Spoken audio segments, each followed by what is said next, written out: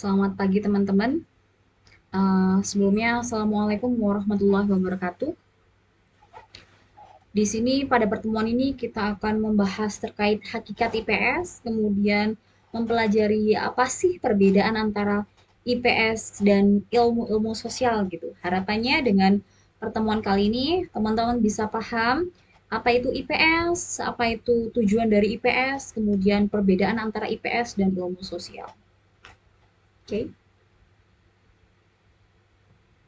Nah, apakah IPS itu merupakan bidang studi di jenjang pendidikan? Ini pasti teman-teman sudah tahu ya, bahwa IPS itu sudah diajarkan dari kita ada di sekolah dasar gitu. Tapi kita tidak sadari mungkin bahwa sebelum kita sekolah dasar, kita itu sudah diajari dasar-dasar dari ilmu sosial. Contohnya apa sih gitu ya? Dari kita dilahirkan, kita itu sudah dibiasakan interaksi sosial. Maka itu kita sudah belajar sosiologi gitu. Tapi ya kita tidak menyadari itu ya kan. Itu dasar yang paling dasar gitu. Kemudian kita juga dibiasakan belajar ekonomi. Dengan apa? Mungkin kita dari kecil sudah terbiasa membeli sesuatu. Maka itu kita sudah belajar ekonomi gitu, dan lain sebagainya tanpa kita sadari. Dan untuk IPS kita itu sudah belajar dari jenjang sekolah dasar, kemudian SMP, sekolah menengah atas, dan bahkan untuk di perguruan tinggi. Ini hanya untuk program studi tertentu gitu. Lalu apa aja sih materi yang ada di IPS? Nah, ini mungkin kalau teman-teman dari SMK maupun SMA yang jurusan IPA ini tidak begitu mendalami ya, apa sih IPS itu materinya apa aja gitu. Tapi saya yakin untuk teman-teman yang ada di SMA jurusannya IPS ini akan tahu bahwa materi-materi di IPS itu sangat beragam ilmu sosialnya gitu ya. Nah, ada beberapa nanti yang akan kita kuliti satu-satu gitu ya. Nah, yang pertama ada sosiologi, kemudian ada sejarah, ada antropologi, ada geografi, ada ilmu politik, dan lain sebagainya. Oke. Lalu apa sih definisi IPS ini? Apakah sama dengan ilmu sosial gitu ya? Beda teman-teman, karena kalau IPS ini kan memiliki tujuan pengajaran gitu. Jadi kita bisa simpulkan bahwa ilmu sosial adalah bagian dari IPS, tapi harus ada tujuan pembelajarannya. Jadi bisa kita simpulkan bahwa IPS merupakan gabungan dari ilmu-ilmu sosial yang memiliki fungsi untuk tujuan pengajaran. Nah, ini juga diperkuat dengan statement ini, statement Trianto ini. Ini teman-teman bisa baca bahwa ilmu pengetahuan sosial merupakan gabungan dari berbagai cabang ilmu sosial yang sudah saya sebutkan tadi dan memiliki acuan dalam dunia pendidikan. Gitu. Jadi saya harap teman-teman tahu nih bahwa ternyata ilmu sosial dan IPS itu beda gitu ya. Karena tujuannya sendiri-sendiri. Ilmu sosial ini apakah untuk pengajaran? No. Oleh karena itu, ilmu sosial yang dimasukkan ke IPS itu hanya tertentu. Tidak semua, tidak pendalaman dari ilmu sosial yang dimasukkan ke dalam ilmu pengetahuan sosial.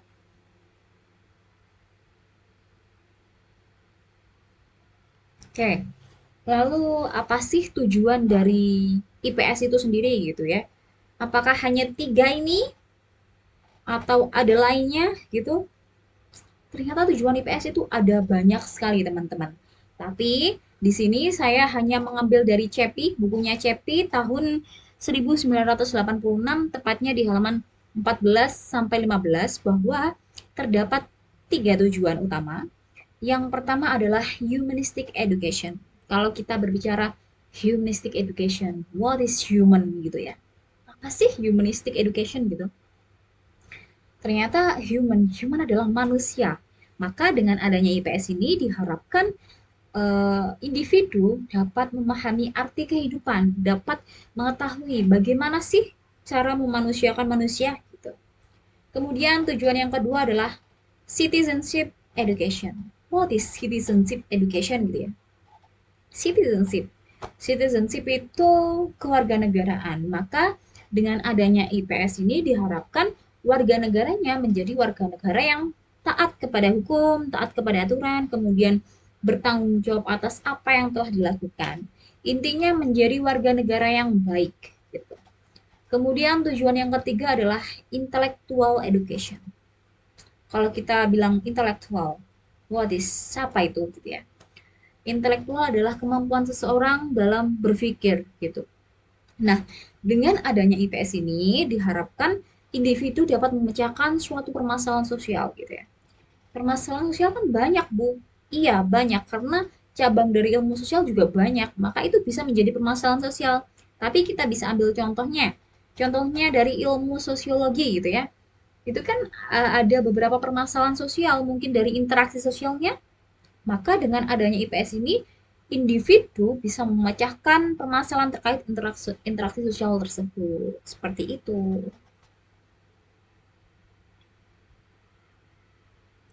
Next, lahirnya IPS. Nah, IPS ini tidak serta-merta muncul, teman-teman. Tiba-tiba ada IPS gitu ya. Suatu negara tiba-tiba ada IPS. No, tidak. Tapi ada alasan yang mendasari IPS itu muncul gitu ya. Ternyata Indonesia bukan satu-satunya negara yang ada IPS, teman-teman. Ada negara lain yang mendahului. Bahkan Indonesia bukan yang pertama. Yang pertama kali memasukkan IPS ke dalam kurikulum adalah Inggris. Jadi pada tahun 1827, tepatnya di Rugby, Inggris, itu IPS dimasukkan ke dalam suatu kurikulum. Kalau di Inggris penyebutannya adalah Social Studies. Kenapa sih Bu kok dimasukkan ke dalam kurikulum Inggris? Apakah sepenting itu gitu ya? Ya, sepenting itu karena eh, ada alasan yang mendasari itu. Jadi di Inggris pada waktu sebelum dimasukkan kurikulum ini, itu terjadi degradasi mental akibat dari revolusi industri. What is revolusi industri itu ya? Apa sih maksudnya gitu, revolusi industri? Jadi di Inggris pada waktu itu terjadi perubahan sistem pekerjaan. Buruh-buruh itu yang dipekerjakan diganti oleh mesin. Bayangin teman-teman. Suatu pabrik yang awal mulanya itu banyak pekerjanya, kemudian diganti menjadi tenaga mesin, maka apa yang terjadi? Buruh-buruh itu akan mendapatkan uang dari mana untuk kehidupannya? Tidak ada lagi. Dan itu terjadi besar-besaran di Inggris. Sehingga apa? Terjadi suatu degradasi mental.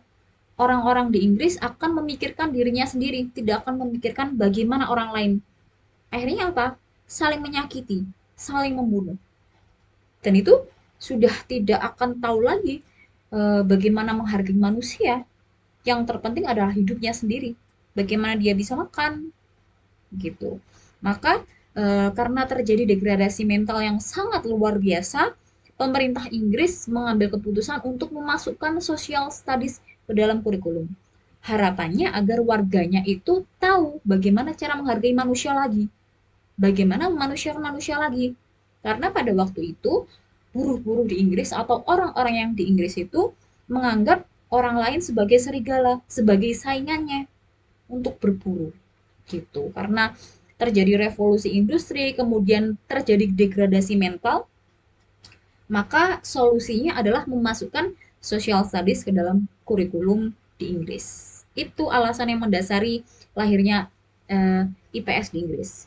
Yang kedua ada di Amerika Serikat. Nah, ini hampir sama di Indonesia karena di Amerika itu ada beberapa suku ya. Kita kan juga memiliki banyak suku gitu ya. Nah, ini hampir sama terjadi di Amerika gitu. Ternyata yang mendasari lahirnya IPS di Amerika adanya perang penduduk. Nah, perang penduduk ini terjadi karena ada gesekan antar suku di Amerika.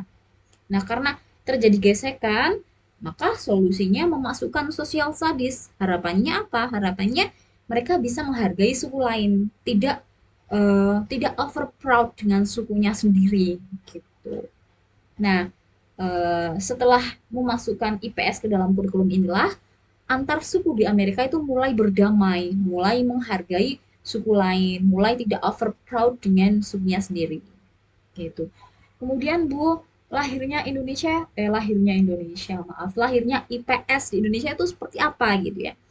Kalau teman-teman tahu G30 SPKI, Gerakan 30 September yang dilakukan oleh PKI pada pada 30 September hingga 1 Oktober. Itu kan terjadi kudeta. Nah, itu kan berdampak ke psikis warga Indonesia gitu ya. Maka alasan mendasar memasukkan IPS ke dalam kurikulum di Indonesia adalah adanya G30 SPKI. Dan pandangannya apa sih pandangan IPS dimasukkan ke kurikulum di Indonesia itu? Ternyata pandangannya ya ada di Amerika Serikat karena Amerika itu kan multicultural. Sama seperti di Indonesia, maka Indonesia pada kala itu memandang kurikulum IPS kurikulum Amerika itu lebih dominan hampir sama nih dengan di Indonesia gitu. Jadi penerapannya juga hampir sama seperti di Amerika Serikat gitu teman-teman. Nah, kemudian secara psikologis, maaf pedagogis apa sih gitu ya lahirnya IPS? Yang pastinya menjadikan warga negara itu bertanggung jawab menjadi warga negara yang baik.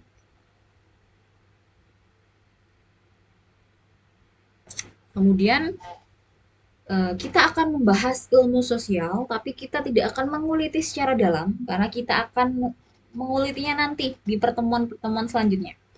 Untuk ilmu-ilmu sosial, apa sih konsepnya gitu ya? Ternyata ada beberapa konsep yang berkaitan dengan ilmu sosial. Contohnya yang pertama, interaksi sosial. Interaksi sosial maka ini akan berkaitan dengan sosiologi. Kemudian kelangkaan. Kelangkaan ini nanti berkaitan dengan ilmu sosial ekonomi. Kemudian waktu dan perubahan ini berkaitan dengan ilmu sosial sejarah. Kemudian keberagaman. Keberagaman ini sangat banyak. Keberagaman budaya juga bisa. Maka masuk pada antropologi. Kemudian ruang. Kalau kita berbicara ruang, tempat, maka itu adalah berkaitan dengan ilmu sosial geografi.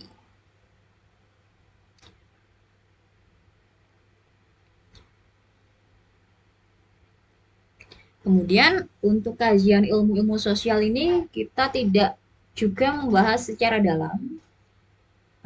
Untuk sosiologi adalah ilmu yang mempelajari tentang interaksi manusia, baik itu individu dengan individu, individu dengan kelompok, maupun kelompok dengan kelompok. Itu terjadi interaksi sosial. Yang kedua adalah antropologi. Antropologi adalah ilmu yang mempelajari tentang suatu budaya. Yang ketiga adalah ekonomi. Ekonomi adalah ilmu yang mempelajari suatu kebutuhan dan kelangkaan. Yang keempat adalah geografi, ilmu yang mempelajari suatu ruang atau daerah atau letak. Kemudian sejarah, ilmu yang mempelajari tentang peristiwa masa lalu. Dan yang terakhir adalah ilmu ekonomi, maaf ilmu politik, ilmu yang mempelajari suatu hukum yang ada di negara tersebut.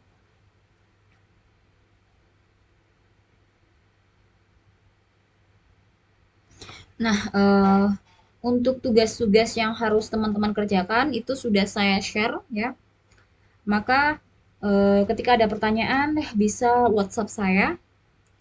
Saya kira pertemuan kali ini sudah cukup dan saya harap teman-teman bisa mengulas kembali, bisa membaca buku-buku yang telah saya berikan gitu, agar memahami betul hakikat dari IPS, kemudian bisa membedakan antara IPS dengan ilmu sosial ternyata berbeda, tapi memiliki kaitan, kemudian bisa memahami lahirnya IPS itu seperti apa, alasannya seperti apa, dan IPS itu memiliki tujuan, baik itu untuk diri kita sendiri maupun untuk negara. Terima kasih atas perhatiannya. Saya kira sudah cukup. Selamat pagi. Wassalamualaikum warahmatullahi wabarakatuh.